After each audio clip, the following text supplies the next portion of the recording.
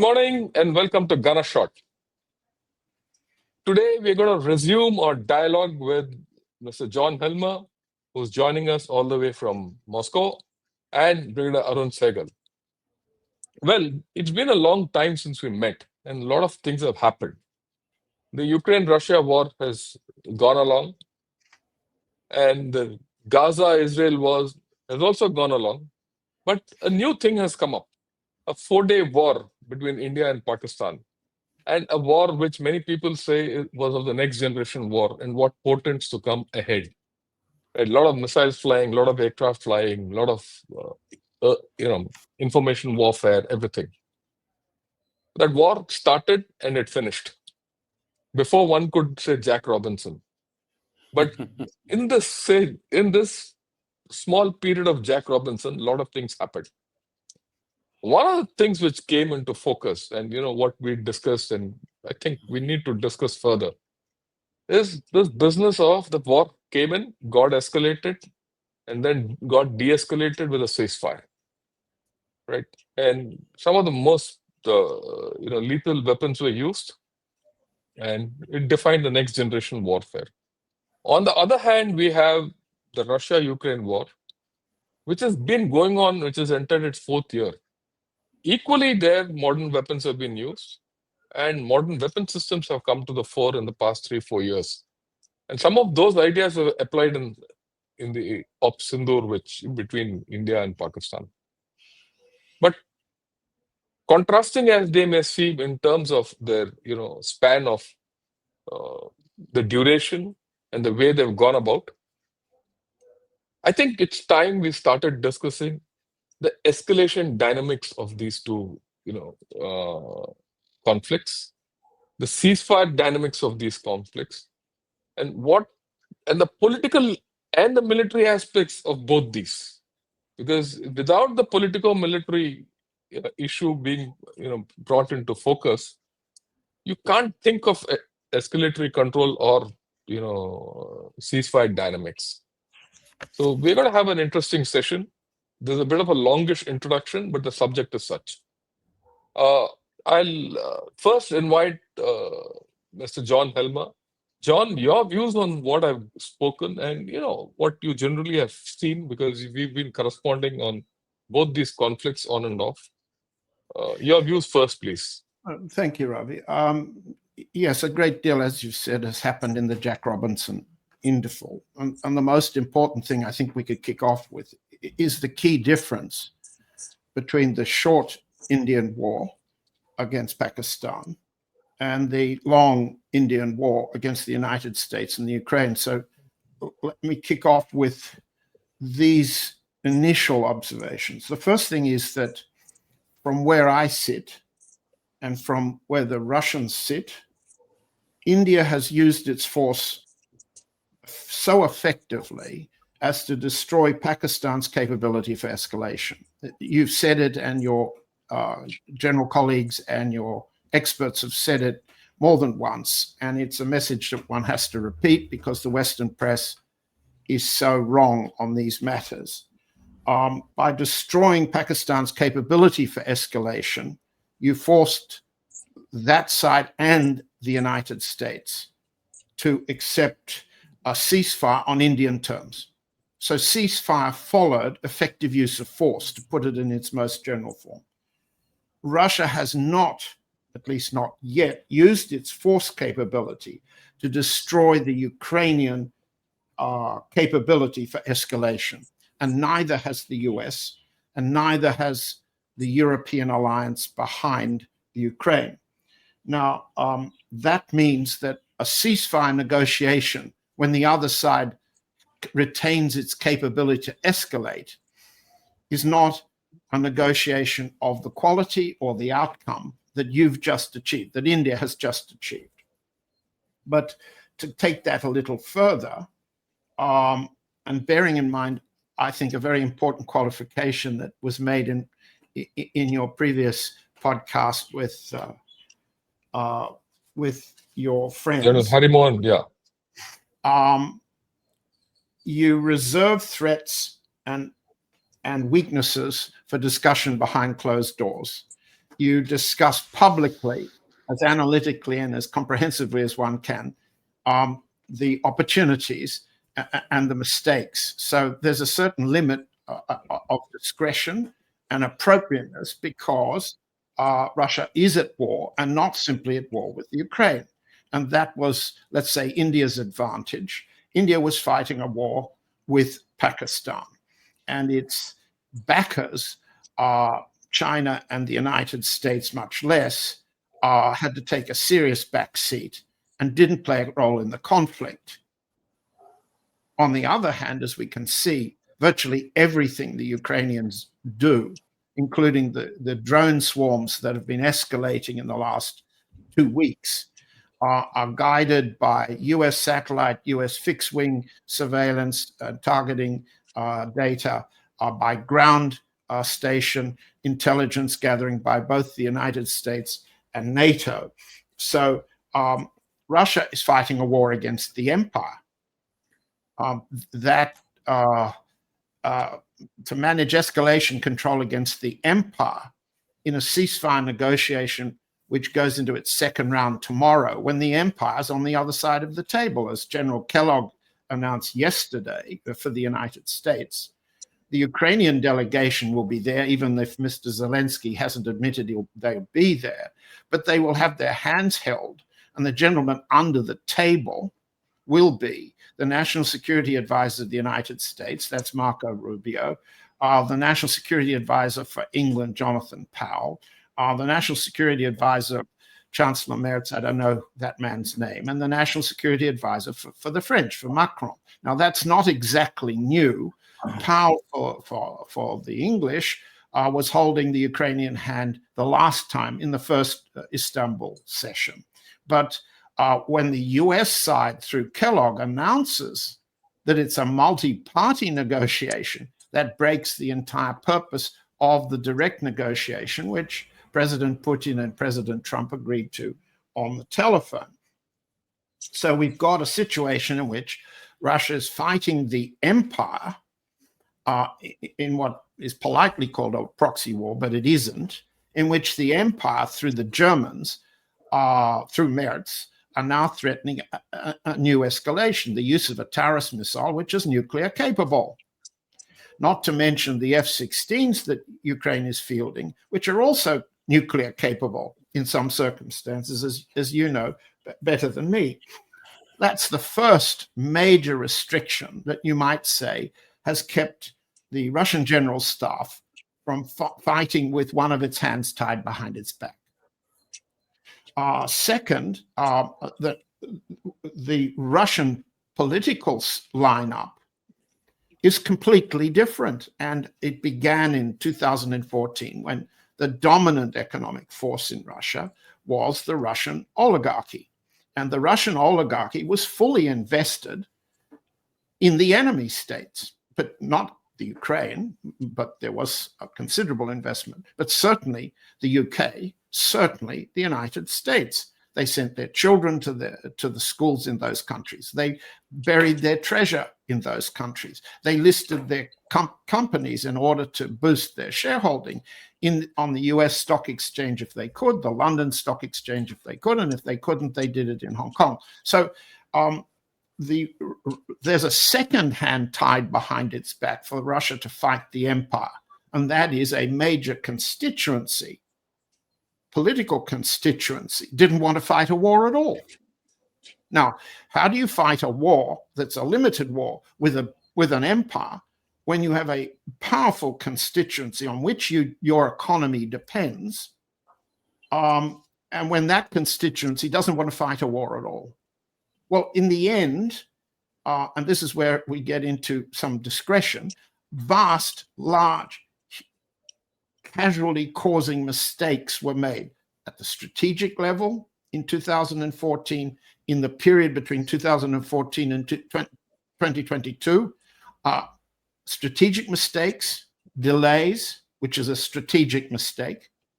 Then strategic mistakes in the mounting of the special military operation, which doesn't bear any resemblance to Operation Sindoor. You can draw many comparisons that I'll be happy to listen to. And then tactically in the field. And what you've been able to do, you and your colleagues, is provide a level of operational, tactical, and strategic analysis which isn't matched in Russia. It's very regrettable, but it isn't. What there is a law making unlawful criticism of the Russian army. And that can be extended in all sorts of directions which are not beneficial for the kind of analysis you're asking me to perform. One. Two, it's created, let's say, a group of military bloggers who are Russian, operating in Moscow under severe restriction, and who are limited to tactical information disclosure and a very minor level of strategic or operational criticism. They're echoed by the cut and pasters in the United States. And those military bloggers divide between the professionals who hate Russia, the Institute for the Study of War, for example, in Washington, and the military bloggers and podcasters who are triumphalists. I don't really think it's appropriate for me to name them, but one of them on the west coast of the United States is endlessly broadcasting how stupid the American military are and how superior the Russian military are. Well, tactically, operationally, and strategically, even if occasionally that's true, and with particular generals like Petraeus or even Kellogg, for example, it isn't true that this is the way you go about analyzing the enemy. And that's the enemy. You don't endlessly beat the drum that you're beating the daylights out of them, and that's because they're stupid compared to us. This is childish, infantile, and it doesn't do the current requirements for information warfare when you're fighting the empire. It doesn't do it any good at all.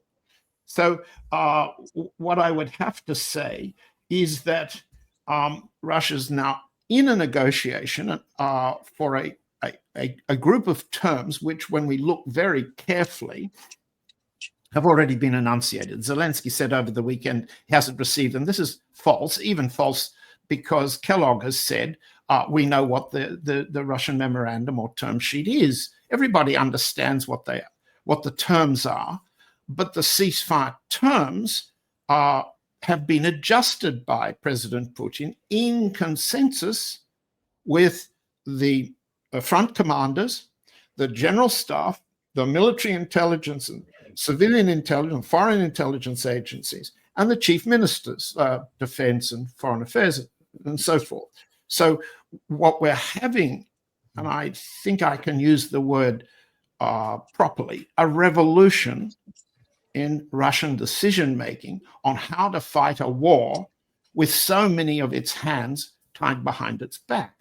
So to draw the lessons from what you've achieved, information war, tactical operations, your strategic objectives, we've got to bear in mind the difference of scale militarily and the difference of scale in political and ideological terms.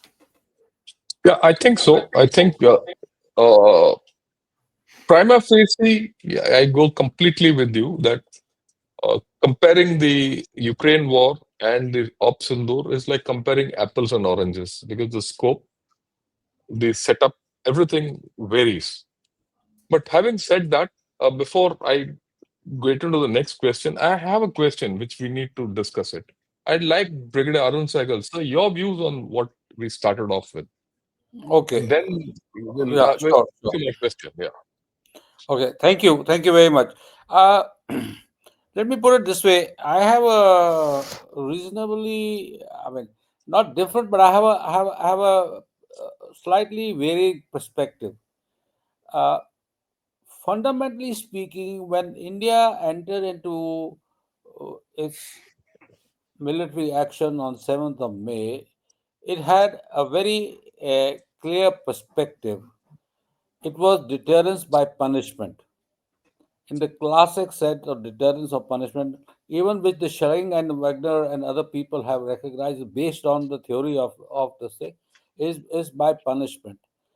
Second issue was there was a clear understanding that India would be able to have to deal with subsequent rungs of escalation. Okay, and those ranks of escalation would increase the intensity, okay, and the area of escalation. It would increase both the intensity and the area of escalation. So we were clear on that perspective. We were also clear, not so clear on the third element, which was the kind of collaboration that comes to your point with the vis-a-vis the West versus the Russia. We were slightly, in my view, taken in by surprise the kind of deep collaboration that existed between the Chinese and the Pakistanis.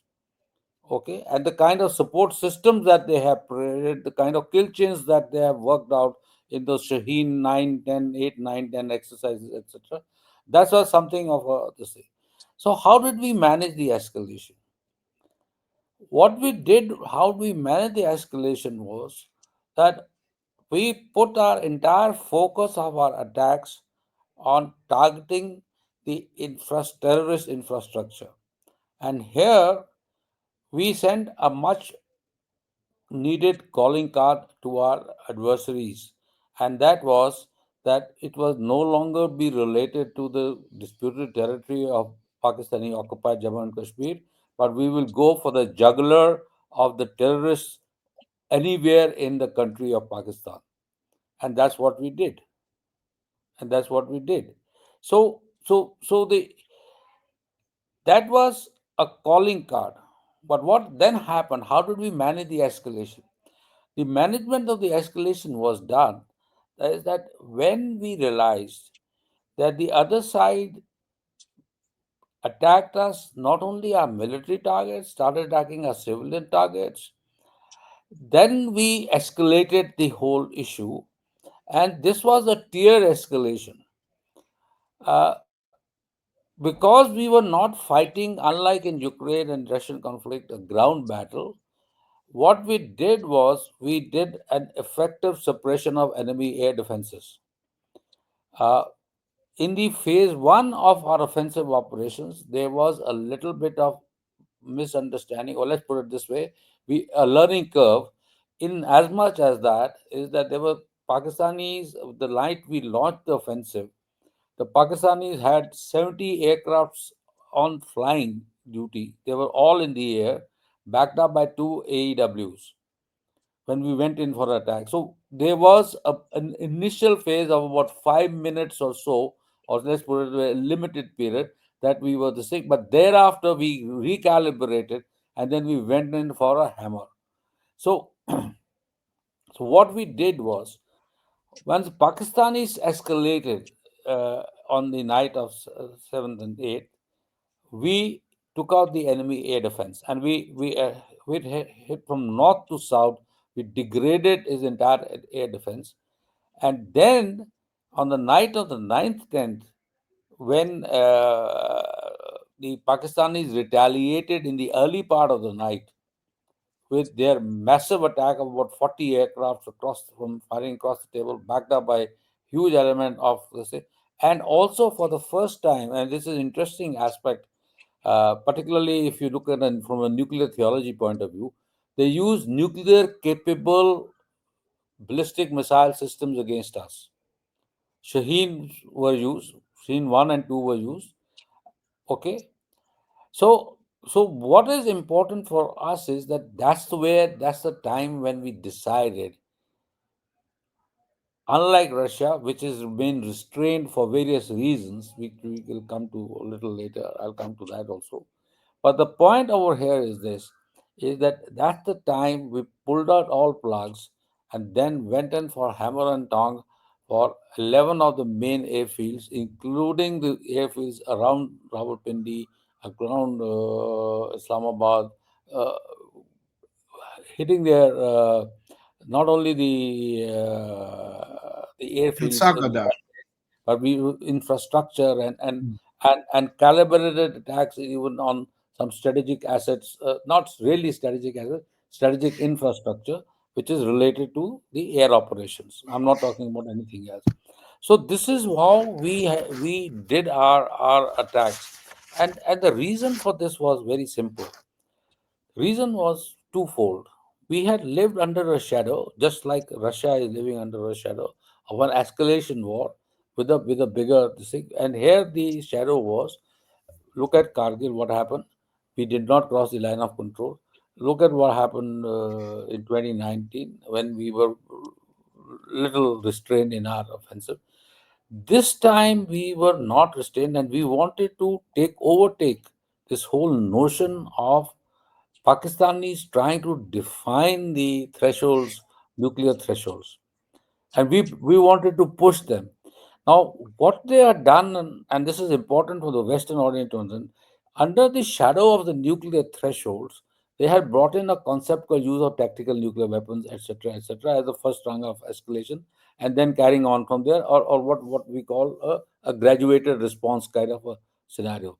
We wanted to break that notion, and to break that notion, we went in for major strikes and his depth and the strategic strikes. They were all strategic strikes, using strategic non-nuclear weapons. BrahMos, in this case, can be described credibly as a strategic non-nuclear weapon, and we went in for that. And therefore, there's a very interesting article which has come out about 5 days back, how the Pakistan lost the narrative of full spectrum deterrence and also saw its strategic deterrence of quid plus quid pro quo plus Us. response matrix getting negated. So this is how India has uh, pushed open, widened the scope. The whole element was always there to create to narrow the scope of conventional escalation. But what we have done is, and is credibly we have done is, enhance the scope of nuclear escalation and push Pakistan at a stage where their deterrence will not work. Because at that stage, what had happened was that even if an escalation had to take place, the Indian response was less than 3 minutes away and under 3 minutes away. So other side knew it. I mean, you could not play, you can play this game in a sort of a graduated response fashion, but not in a sense when both sides are on the high trigger alert. Then the deterrence really doesn't work, and we enter into a scenario of what happened in Bay of Pigs, etc., etc. Both sides are ready with the response timing, and so there is a scaling down took place, and that's the kind of scenario that took place. Now, what I find what is happening in Russia-Ukraine scenario is that you rightly said it's a proxy war between the West and the East. The Russians, in my mind, had a limited aim, and the limited aim was of the capture of eastern Ukraine, the territory which is Russian controlled, etc., and link it up with Crimea. And like you have said in one of your earlier podcasts, Sevastopol was another area, basically. So what that would give to the Russian is the control of the Black Sea, the control of the eastern belt, and also give a depth to Russian mainland, particularly i.e. Moscow, etc., etc. But that is where the thing is. Denazification, etc., etc., are part of the game as far as Russia is concerned. But I do not see Russia very clarity in Russian mind as to what are the end objectives that they're working for, and Mm. what the ceasefire should deliver for them. Yes. That's my major. I think I'll stop here. Let the general come. But this is Yeah. what my understanding is, and trying to draw a differential between. We had a clarity of this thing, and this was something which is not normally given to the Indian political and the national security establishment. And for that, huge amount of kudos to our both the political and the military establishment who understood the political mind and retaliated in a fashion that it achieved the whole strategic objectives that India has. And I would like West to understand that the strategic objectives of India have been met. And we have also come to realize now one more factor is that, like you are looking at the Ukraine-Russian war from a global context, but we are now looking at this whole issue of India-Pakistan, not in Indo-Pakistan bilateral context, as you're trying to say, but it's a more of a regional conflict in which two collusive nuclear powers are pitched against India. And India in future will have to take cognizance of this perspective for every time we look at our security dynamics. So, Yeah. yours. Thank you, sir. I think certain issues have come out which I think are very interesting, because both these wars are two ends of a spectrum of warfare, and both are, conventional to some degree in execution, but in thought they're nuclear. That in thought they're strategic, but they represent the opposite ends of the spectrum. Now, I'll put it in a little thing because I have to highlight the Indian situation for everyone to understand what happened. You see, India has been living with the nuclear Pakistan for quite some time. It's been over now 25 years.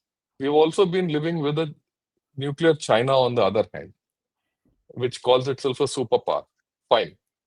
The fact is, mentally and nationally, we were very conditioned to the fact that this is where we are.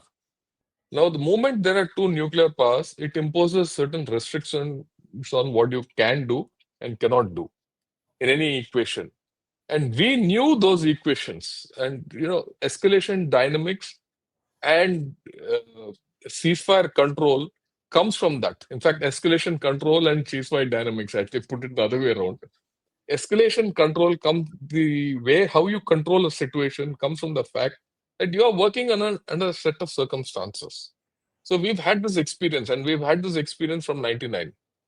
In 99, our escalation, understanding of escalation and everything didn't allow us to go beyond the threshold. We couldn't cross the LOC. Crossing the LOC became the nuclear threshold. Much later, we broke the LOC, crossing the LOC threshold much later in 2016, but we couldn't cross the IB, the international boundary between India and Pakistan. 2019, the Balakot strikes, we crossed the threshold, and we still pushed the nuclear threshold away. This time, we knew that we could, control escalation because of our repeated expansion of the space in which we could operate. And to be fair to Russia, Russia never had this chance. Russia never had this chance of pushing a boundary to its advantage. Russia never had the capability, or rather, the clear end objective when it started and how to achieve it. Whereas this is not the first time. This what we could do in Op Sindoor is not the result of what we started with Op Sindoor. It's what we started actually way back 25 years back with Op Vijay in Kargil. And then we also had this experience of escalation control.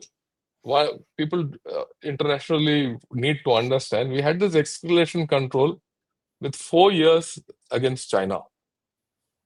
People don't know that in 2020, when China came and they occupied large parts of our territory across the LAC, everyone said it was a walkover for China and they'll never go back.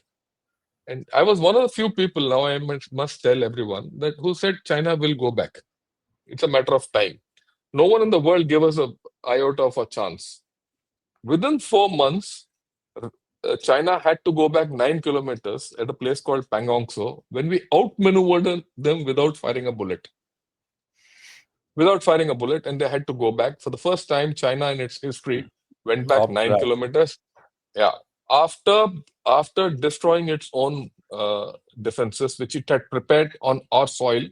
And not only that, they made a Chinese map on that and beamed it worldwide through a satellite. And then we held on. And after 4 years, last year, China has vacated the last of the positions it had occupied then. So we've had this experience. And to be fair to Russia, Russia never had this experience. One, right? Well, And this, yeah, I'll come to you. I'm going to yeah, seek your fair enough. views on Go this. on. Yeah, All right. right. I think this is something which Russia never had this thing. And the next thing is Russia has got into a problem, the way I look at it, of not having a clear, defined enemy. It was fighting a proxy war with the West through Ukraine. And Ukraine was just a proxy. So whatever you did militarily to Ukraine, politically you had to deal with the West. So there's a divergence of your political objectives and your military objectives with Russia was doing. As a result of which, escalation control or even reaching a ceasefire, I think was a little difficult and probably very amorphic for Russia, right? Uh, that I think is something which Russia needs to think of at this point of time, as we see some signs of closure coming in, because the politics of the whole situation, from where it started to where it is now, has undergone a change. With this kind of a preamble, I mean, sort of a longish preamble, I'd like your views, John, on what I've said and what Brigadier Arun Sahgal has said. Well, we've got an hour and less, so we've Yeah, got yeah, to be please quick. go ahead. And Yeah, please. let me try and put it this way, and then respond to both yours and Aaron's points. General Iyer said it in a previous program of yours. There's been a slippage in the India-Pakistan conflict on where the gray zone turns into open conflict, first. And second, when that slippage happens, the red lines are breached. The red lines, one side draws of what enough is enough before we go to conflict or war. And the other side defines its red lines. But when gray war moves to open conflict, red lines are breached. Now, the Russian situation is very difficult. And I might say it's not a case that the Russians didn't know X or Y. It's a political problem. There's been a major constituency. You could almost say the dominant constituency that was once a weapon of the United States after Gorbachev's fall and his replacement by the Yeltsin administration. It's been a weapon of the empire, let's call it, to have an economic constituency for the integration or globalization of the Russian economy, its dependence, etc., etc., etc. It was some people might call it a fifth column. Some people might call it the oligarch enemy. There's obviously a wide range of ideological and political argument over it, but nonetheless, there's been no political consensus. While the oligarchy exported its capital in the trillions of dollars, did not invest in the country, etc., etc., etc. So this is a constituency that did not want to go to war and did not like it when President Putin enunciated in the famous Munich speech of 2007, NATO, enough is enough, don't go further. But that red line was breached. When it was breached, to use your terminology and General Iyer's terminology, the gray zone kept coming territorially closer and closer to open conflict. And when the open conflict occurred, February 2014, the Russian forces were not ready. The president was not ready. He'd just been at the Sochi Olympics. There was an attempt to achieve let's say, a peace deal in 2014 with President Yanukovych, signed by the enemy powers. And within 24 hours, they breached it. And then the Russian military had to take Crimea and save it from, let's call it the slippage between the gray zone into open conflict, in which the Russian naval bases would have been taken by the enemy side, calling to be a little simple about it. After 2014, we've got some more red lines drawn by President Putin. The installation of nuclear-capable missile batteries in Romania and Poland were red lines. He used the term you are now, you Romania, you Poland, you those forward NATO states are now in the crosshairs. Okay? But those red lines have been breached too. So when, to jump faster ahead, but leaving aside the Minsk negotiations to try to reduce the level of conflict and push conflict back into the gray zone and further away from the red lines, which failed, to jump forward from the crosshairs warning, which failed, to now we have the new German chancellor, the closest thing to a German Nazi since Adolf Hitler disappeared in his bunker, and all Russian leadership and all Russian media understand Merz is now a German threat to the future of Russia, as Hitler was. He's a Russia hater, he's surrounded by Russia haters, and he's proposing to allow the Ukrainians to fire terrorist missiles, except everybody knows, and we reported some year or two ago when some German generals were intercepted in telephone conversation about how that would be done. The terrorist is nuclear capable.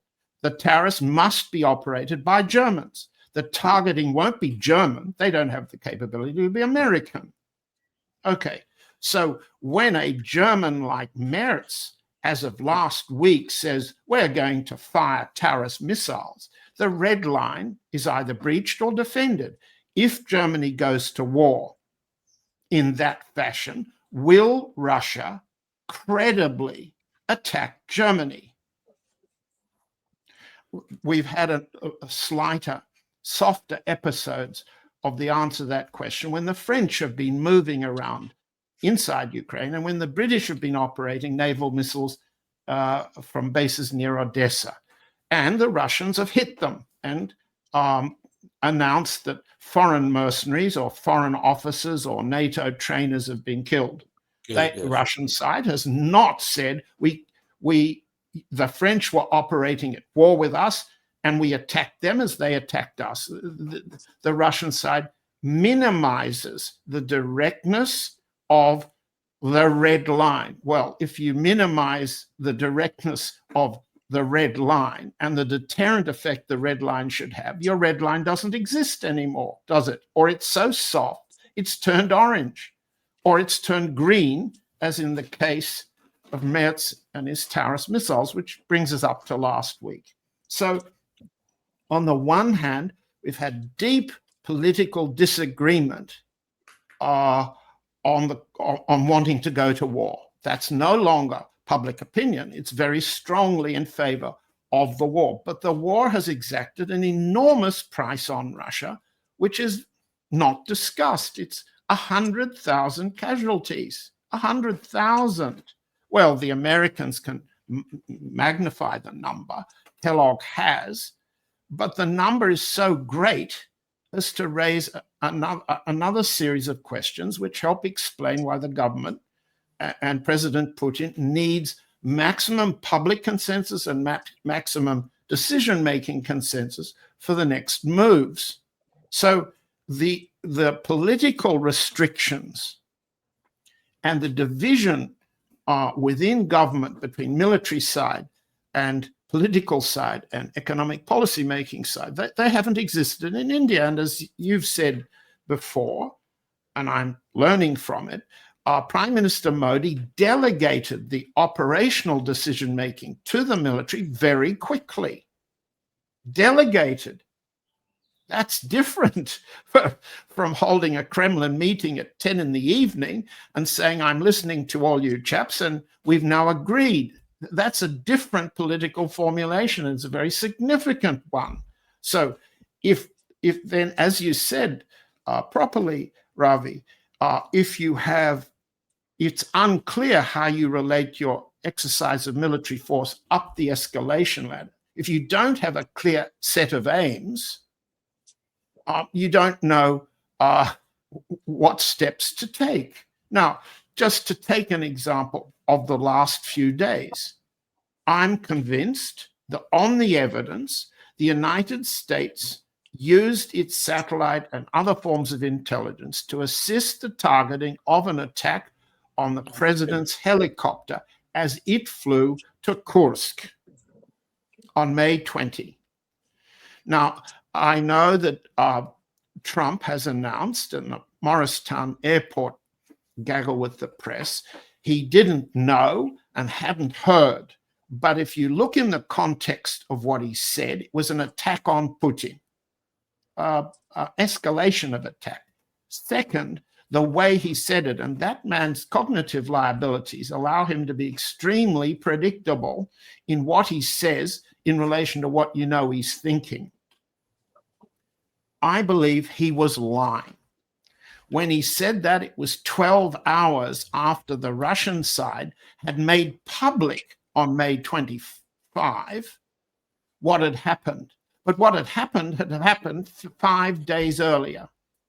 It's inconceivable to me that the United States didn't know what the Russians knew. And for all sorts of battle electronics reasons, presidents, when they move, have bubbles of electronic concentration, signal concentration, silence, a million things that give a signature when a president, head of state, head of government's moving in a car, moving in an aircraft, or moving in any other way. There's A, a bubble that has a signature, and B, they defeat that bubble by having decoys, and they spoof the system, and it's a highly sophisticated operation. The Ukrainians incapable of it. So if, and let's think about this speculatively, if the Russian side knew on May 20 that Trump, for all his goodwill, for all the Russian attempts to say, we'll have a summit with you, we will allow you to grandstand, you can claim credit for peace, etc., but we have to look at the particulars first, etc. If the Russians knew that on that day he was complicit, culpable, or by design had authorized targeting for opportunity, as he had done deliberately with the Iranian General Soleimani in Baghdad, if the Russians knew on May 20, what did they do between May 20 and May 25, when the Americans, particularly Trump and his sidekicks, kept saying that Russia's retaliation at Kiev had no trigger, had no provocation? Well, what could be more provocative than an attack on the president's helicopter? We're not saying, for members of the audience, the Russians have not said that the targeting was on Putin's person, but on his helicopter. And he was flying in more than one of them. And they didn't know, the other side didn't know where the president was. The announcement didn't say whether the attack occurred in the air or when the helicopter was on the ground. There are a lot of things left out deliberately. But the point is not less. If the personal safety of the president of a country isn't a red line, what is a red line? Okay, so what's Russia's attitude to this? It's to play down Trump's words. The presidential spokesman said he was suffering from emotional overload. Yes, he was very emotional, and his emotion revealed what he knew and lied about it. Second, they've said, this typical one, the emperor's advisors are to blame, but not the emperor. That he didn't know, he's badly advised. The European, and they keep running the line, and it's only half true. That it's the evil Europeans, it's Merz, it's Starmer, it's Macron, and so forth, who are to blame. Well, that's a line. It's an attempt to encourage Trump and that part of his entourage that wants to get on with a different war, the sequencing of wars, reduce Ukraine to a sideshow, and so on. This is the line they've taken. What happened to the red line? Well, I'll answer, and I'm sorry, Arun, to interrupt you. No. I'm just asking you for time whenever you finish. Okay. Yeah. We'll I'll do that. finish quickly. Let's test the red line. Let's test the Indian concept of slipping gray line, gray zone to red line and then hitting Sagodar, so that you're clearly saying you do not have the capability to move your nuclear weapons out, and you do not have the capability to fly your planes with them any longer. And when that happened, the world should know that then Pakistan applied to Vance for ceasefire. That's when they start, as I understand from your reporting. So Yeah. the test now for the Russian side, because war to date and the breaches of the red line since 2014 have inflicted a lesson, a political lesson that's created a more comprehensive political military consensus. War from the other side has changed the consensus in the Kremlin. And it's best to learn the mistakes before the mistakes become fatal for you. But on May 20, it might have been fatal for the president. It might have been. So what happens tomorrow, June 2, Monday, in Istanbul, when we reach another round of negotiations? Then we can see how convinced the Russians are of the lessons you've already learned. Yeah. Thanks a lot. So I'll get back to you. I just want to Sure. set stage right 2 minutes. Yeah, I think what you outlined and what we've seen so far is, still it's an apples and oranges case, but we have a lot to learn from this. Look, in the Indian context, the lines were pretty clear. There no blurring of any lines. It was Pakistan, India with the China overhang and, US far in the background. And the Indian objectives were very clear. Objectives was against terror. So once you hit the terror targets on the first night, the next 2 nights, whatever we did, were to teach Pakistan a lesson and say, look, this is it and no more. And that could be easily, very, very, very clearly we could get to that. But my way of looking at it, as far as the Russia-Ukraine war is concerned, after all, this war didn't start day before yesterday or 4 years back. It started way back. It started way back when, go back to the 90s. It actually started then when the expansion of NATO eastward started. So it's got a long history. The whole lines are blurred. The politics of this whole story has become too complex, right? It predates Putin and a whole lot of things. And there's a hybrid expansion of this whole story. After all, at one level, the Russia-Ukraine war is a conventional war, but at another level, it is a hybrid war. And at a third level, a nuclear dynamic is playing out. And the scale is larger, and there are too many players.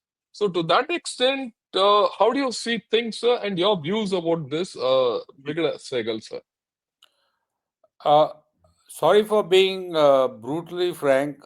What I'm going to say is, as far as Russia-Ukraine war is concerned, as far as Russia is concerned, the political understanding, the political constraints are overriding the military perspective of war. And it is the political constraints which are becoming reasonably unclear as the days go by. The understanding of political end state is not clear in the Russian mind at this particular point in time, and that is impacting the state of the war. You are fighting a war aimlessly without a particular end result in mind. There is no clarity for that. At least you are not conveying it to the other side. So what is happening right now is politically you are being put into some kind of a circle of decision making and different situations, political situations, with the aim of enlarging the conflict. The levels of damages are now within acceptable limits to the other side, and they are now trying to do what they have been always trying to do, is to wear you down.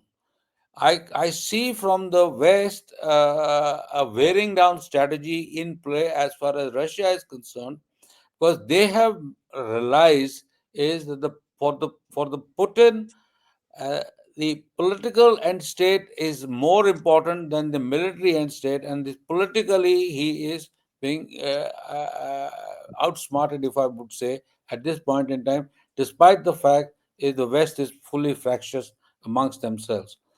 The point about Putin's helicopter and the attack on this helicopter, anything else, if that was known to the Russian general staff and it was known to the Russians, the response would have been, and it was like you rightly said, George, the red line had been crossed.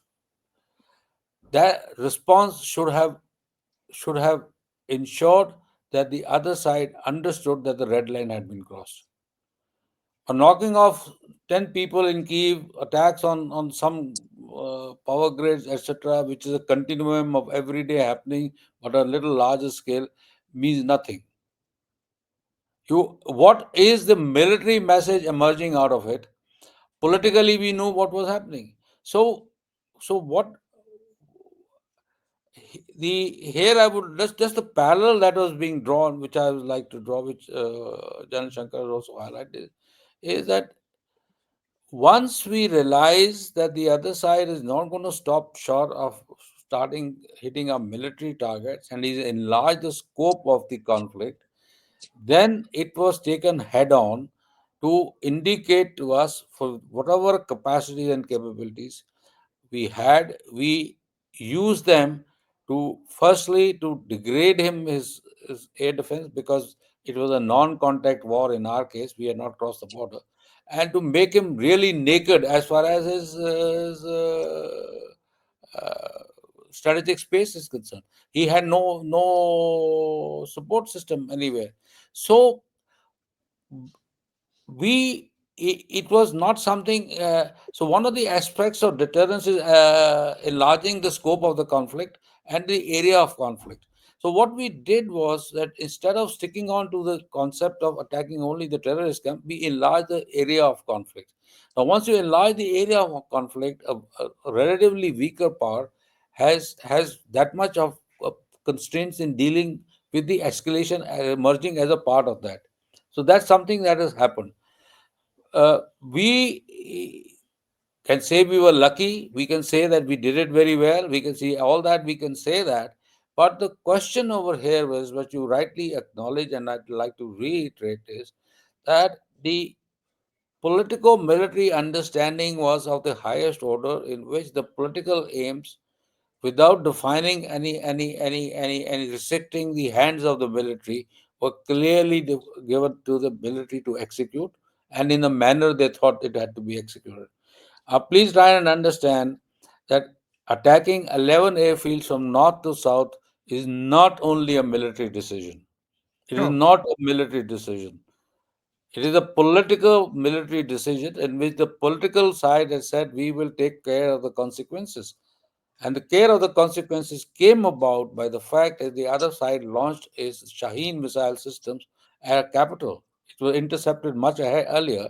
But the fact of the matter is that we knew the consequences of escalation, and we took cognizance of those escalations, and we were lucky this time. Let's put it this way. We managed to restrain them. We are strong enough. We had done that. We like to pat ourselves on the back for that.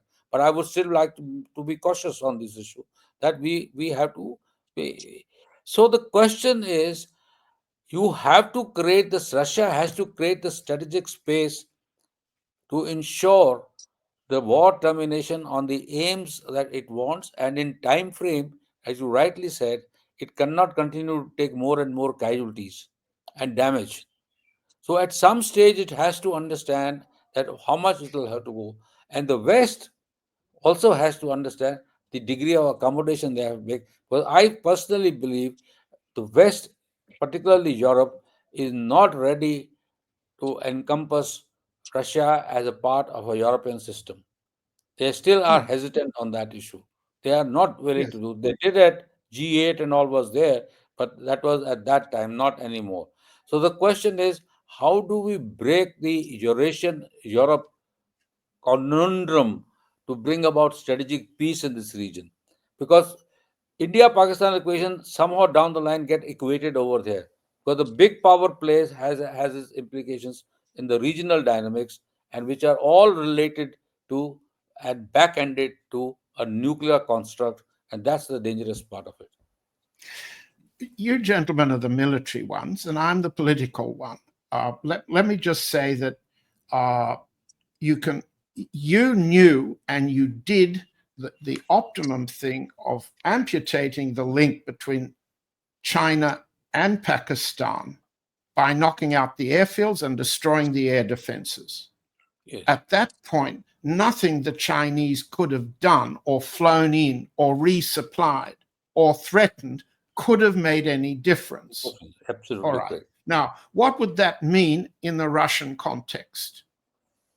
Well, for a start, the electric war campaign, which I've been documenting since October 2022 when it started, has allowed every European prima donna to catch the train from Rzeszów in Poland to Kiev and be welcomed there by a president who spends most of his time either in foreign capitals or in Poland in a bunker safely because he doesn't believe President Putin's promise not to kill him. That's Zelensky. So the electric war campaign failed because it was restricted. It allowed trains to move, not only all of the Western supporters to move in, it allowed all of the supplies of their weapons to go to the front. I've read, and I don't disbelieve, that the French particularly assisted in training and trucking the drone supplies and other material required to launch the last 2 weeks of the Ukrainian drone barrage against Russia. The French did. Now, it's electricity, it's roads, all of the capabilities which the Russian electric war could have hit but didn't. Why? Because President Putin agreed in his telephone call with President Trump in February, to suspend the electric war campaign. This was a unilateral offer.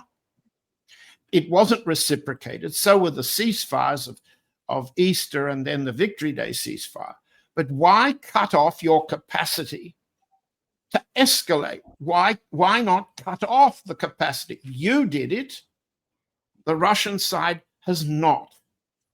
And with what gain has this concession been first, not recognized. Second, not recognized even by Trump.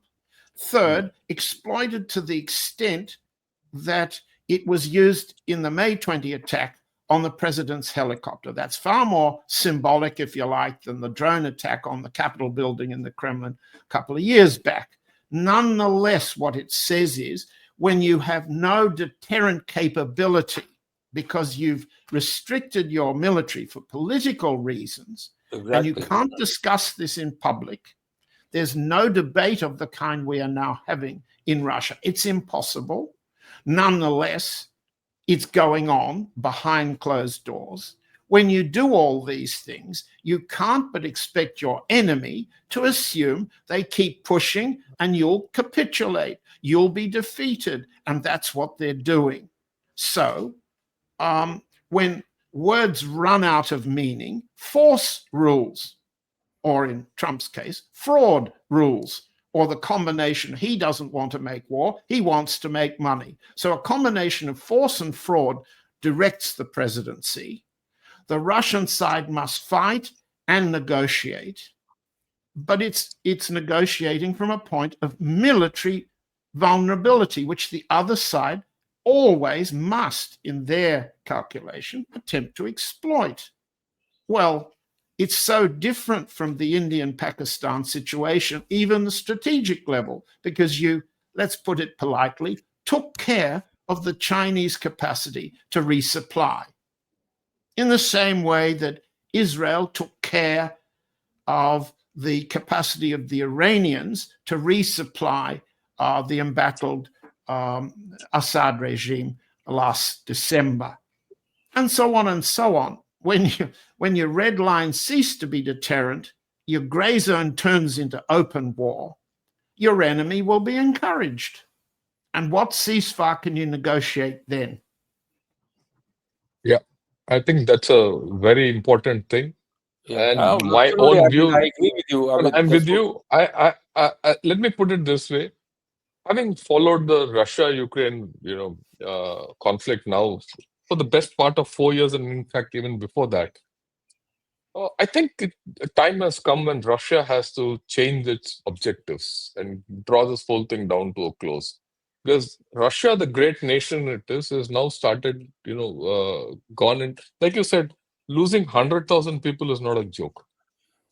Is it worth going further? Is a difficult issue, and I also go with your view, which I've heard and one has seen, that you're shifting against the politically amorphous lot of people who are stating something and doing something else. It's a very difficult ask to get to a political drawdown in this game, which confronts Russia, and it's not been able to convey this militarily. I think they're in a difficult situation. The way I look at it, they have to sit down together and rethink as to how to get it to a closure. They've done what they have to do, but I think it's time for them to come to a closure, and it's good for them and for everyone else. Because otherwise, I think with the way China is going, China has gone into a bit of a problem with its own internal issues. And I think Russia is going to have a tougher time as we go along. This is my view. Uh, Last 1 minute from each one of you, and then we'll close up. Your view, John, and then Brigadier Sahgal. Well, no, I defer to Arun. I've had quite a lot of time, and you have your closure minute, and then I'll. No, my take on this whole issue is very simple. Is that the issues are not solved. Both issues are not solved. We may have set a new normal, but we have to be conscious of the fact how the new normal will operate in future. As far as Russia-Ukraine war is concerned, I think it's important for Russia to retake the initiative. It has to retake this initiative by political responding to what is happening, meeting here, meeting there, call with Trump, etc., etc.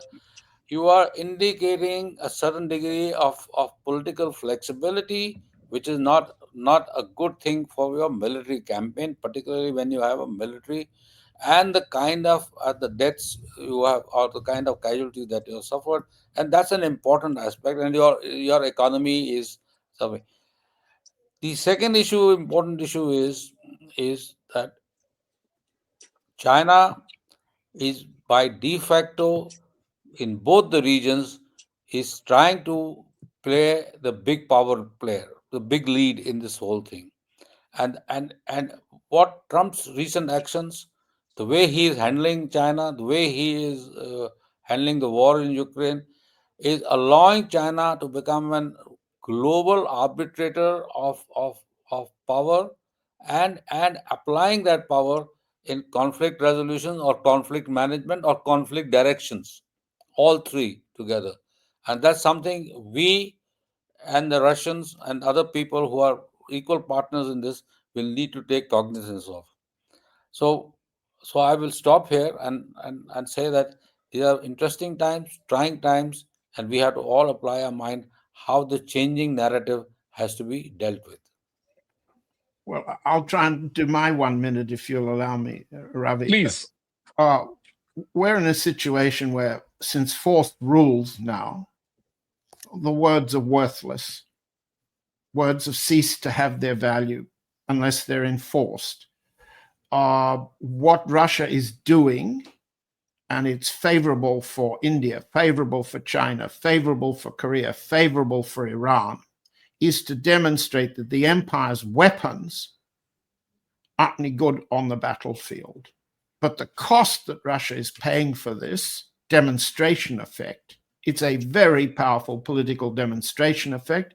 It's a very powerful strategic effect.